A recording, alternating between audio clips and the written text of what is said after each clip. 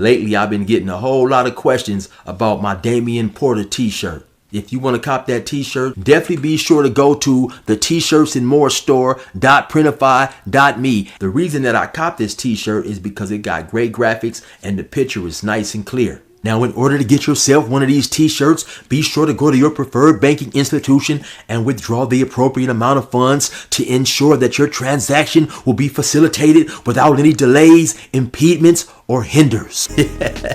Now, also, of course, while you're there, you might want to cop you something else. They have a host of great t-shirts. They have a lot of vintage t-shirts from old sitcoms, old movies, and your favorite artists. It's just so much there, man. Definitely be sure to go to the tshirtsnmorestore.printify.me and be sure to use the promo code CHILL for your 15% off. You will not regret it. They have a bunch of t-shirts with several different designs among other things, and I guarantee you will find something that you like. Once again, that's the tshirtsnmorestore.printify.me.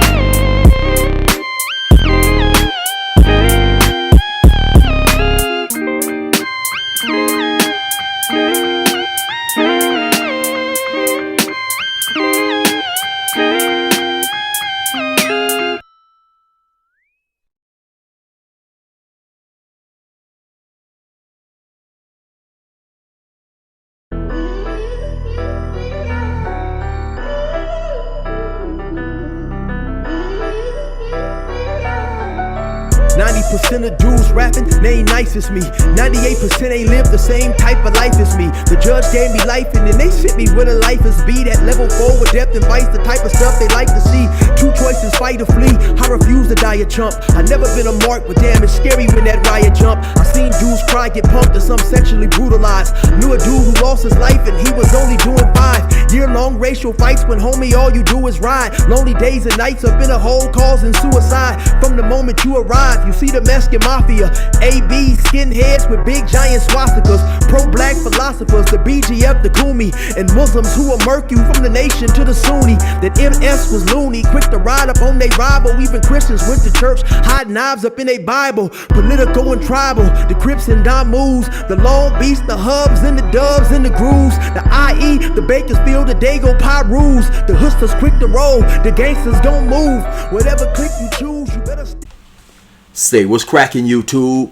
It's your boy 16 to life, and I'm back like I'm on a parole violation. Yard down!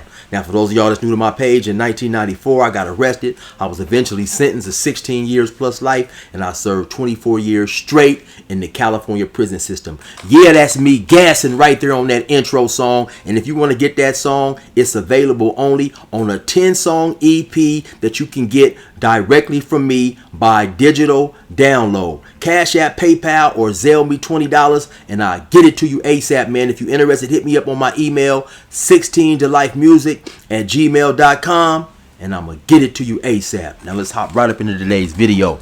So I seen a video a couple of days ago where Damian Porter from Inside Story was talking about you have Southsiders now pressing up on the blacks, basically dictating their program, giving them an ultimatum, basically telling them to remove any individual who may have came from a 50-50 yard.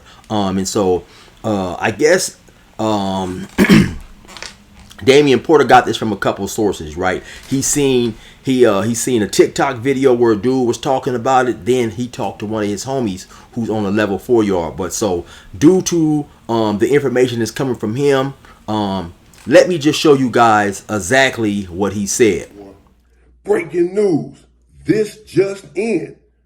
The Southsiders are, I'm just going to say the Mexicans, are the Hispanics, whichever one you all prefer to be referred to as, are pressing blacks in prison right now that are on 50-50 yards.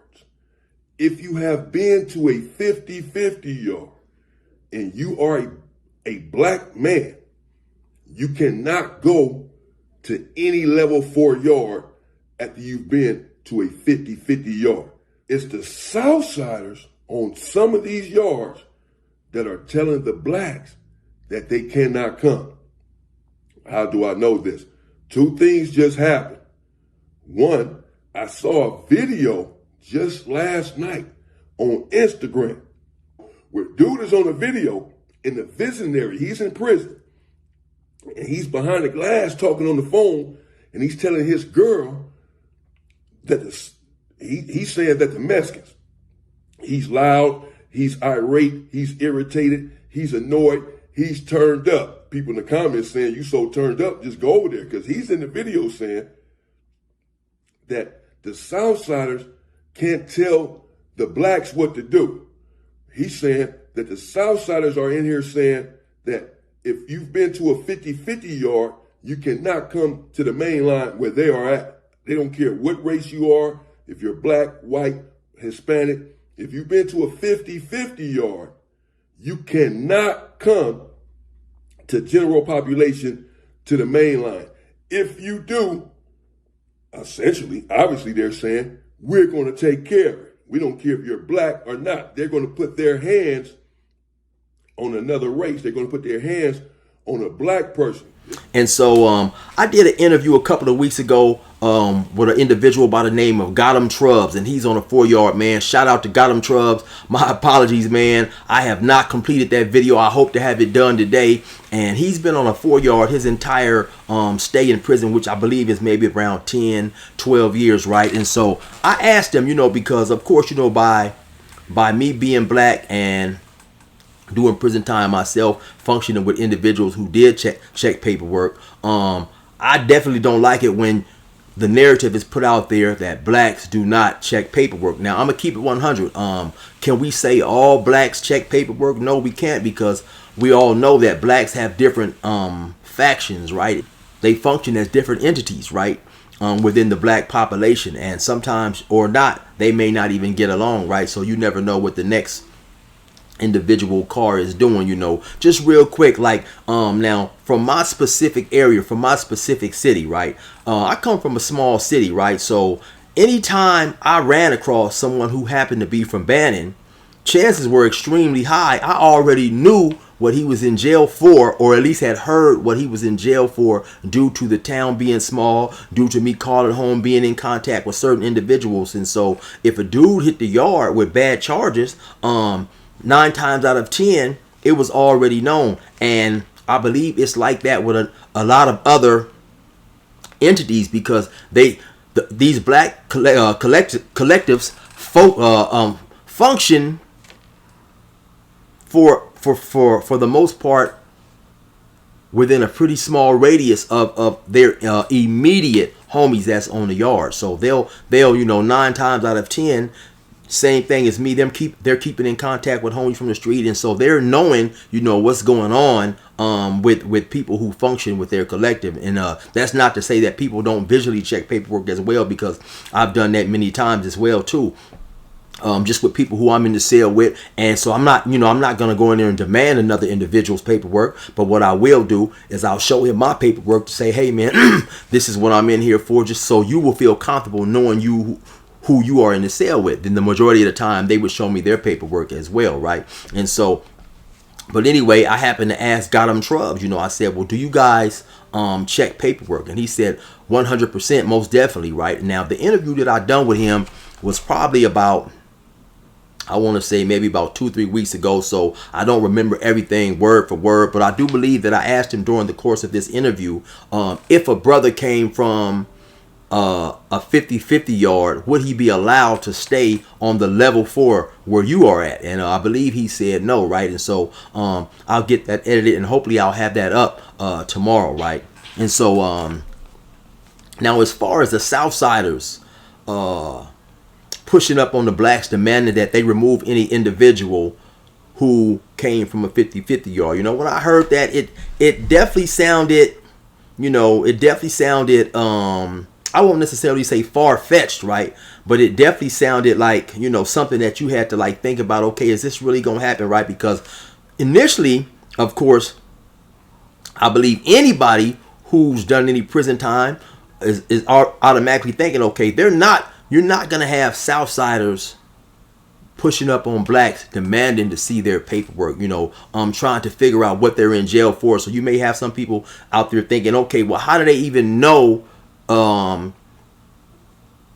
the nature of the black dude's charges, you know, because like I say, going up to them demanding to see their paperwork is definitely something that's not going to fly, right? If you have a Southsider going up to check a black, you know, asking to see a black's paperwork, it's definitely gonna be some drama going on, right? And so, but now there is a way that they can find out.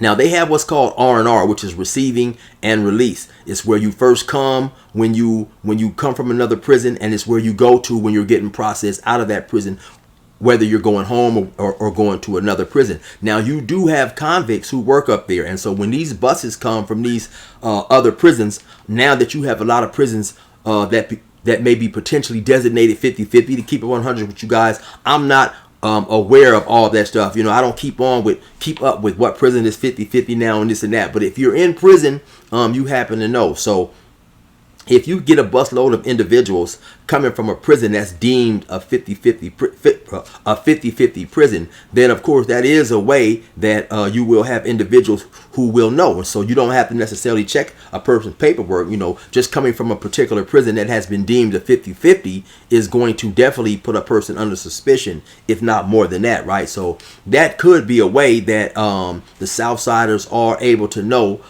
what dudes potentially came from a 50-50, right?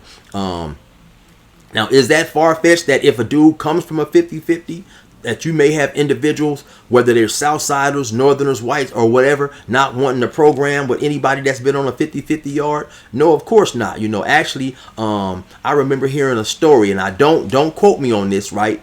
But I think it was 59J who said he was in a prison out of state doing California time, but California at one point in time they were shipping prisoners from California to, you know, Arizona, Oklahoma, Mississippi, to these private prisons because they was due to overcrowding, right? And some type of way the Northerners found out that it was a black dude who had bad charges, right? And so they did push up on the brothers according to this story and told the brothers, you know, to handle your business or we're going to get this dude. So is that a far-fetched scenario? Most definitely not. It's not most definitely not a far-fetched scenario. You know, you have individuals who, you know, do not want to be on yards with anybody who was around, did time, so on and so forth, with people who were, you know, on a 50-50 yard or deemed a protective custody yard or whatever. Now, of course, back when I was locked up, they didn't have the 50-50 yards, but just being around individuals, hearing people talk, of course, you know the mindset of individuals, you know, that is definitely something that is not far-fetched. And once again, you know, according to Damian Porter, he had seen this video where it was a brother who had came from one yard, I guess that was 50-50, and he was now going to a level 4, and he was, you know, pretty much up in arms about Mexicans trying to tell him he couldn't come to the yard or something like that, right? So like I said, that's just a situation though that's, you know, it's, you know, I don't want to, it's hard to really reach a conclusion, you know, without having the full information. Sometimes, you know, well, not sometimes, me in general, I try not to go on just hearsay, right? So I'm not really willing to state a position, a definite position on either side of that coin right there. You know, it is something that could be very well true. You know, it is something that could be very well true, or it could be something that's just somewhat true and not necessarily the whole entire story. So what I will try to do is I will try to interview the brother again, Got Him Trubs, who's on a 4-yard right now. And like I said earlier, he's been on a 4-yard his whole entire stay in prison. I think it's 10-12 years, somewhere around there. And so he could give me more information on a situation like that. But